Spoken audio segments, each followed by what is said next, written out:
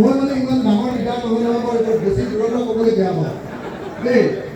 একদম খোলাখুলিকৈ মই শুনিব কৈছোঁ সঁচাকৈ, যি গোটেই জীৱনটোত কৈ আছে যে নামৰূপৰ সাৰ কাৰখানাৰ চতুৰ্থ গোটটো আমি স্থাপন কৰিম কৈ থাকি এতিয়ালৈকে তেওঁ ক'বলৈ গ'লে অসমীয়া ভাষাত ক'লে দাঢ়ি চুলি পকি গ'ল, মুখ্যমন্ত্ৰীও হ'ল, কেন্দ্ৰীয় মন্ত্ৰীও দুবাৰ হ'ল, নহয় জানো? আৰু কেইবাৰ হ'লে তেওঁ পাৰিব এতিয়া সেইটো কথাহে জানিব লাগে। হয়নে নহয় কওক? তেওঁক আৰু কি পদবী দিব লাগিব কওক? কি পদবী দিব লাগিব? MLA দিলোঁ, MP দিলোঁ, হয়নে? ৰাজ্যসভা, কেন্দ্ৰীয় মন্ত্ৰী, অসমৰ মুখ্যমন্ত্ৰী, যিমান কৰিব পৰা পদবিলাক আছিলে চব দিলোঁ, কিন্তু কৰিব নোৱাৰিলে।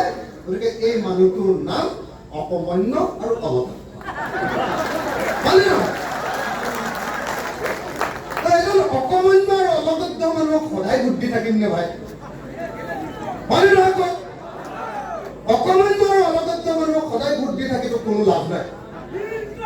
হয়নে নহয়? কথাটো একদম মই খোলাখুলিকৈ কৈছোঁ, আপোনালোকে মনত ৰাখিব দেই। আপুনি চাওক, আৰু তেওঁক ভোট দিওঁৱে বা নিদিয়ক, তেওঁতো সাংসদ হৈ আছে, তেওঁ ৰাজ্যসভাৰ MP, হয়নে নহয়? তেওঁতো আৰু 4 বছৰৰ কাৰণে MP হৈয়ে আছে। যদি কাইলৈ বিজেপি চৰকাৰ হয়, তেওঁতো আকৌ আমাৰ ইয়াত নিজিকিলেও আকৌ তেওঁ মন্ত্ৰী হ'বই, তেওঁ কাৰণ MP হৈ আছে, হয়নে নহয়?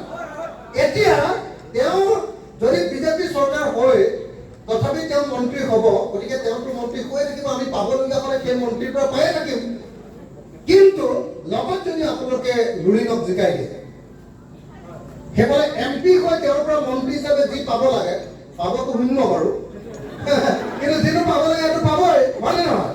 আৰু লগতে লুৰিণৰ পৰা আমি কি পাম?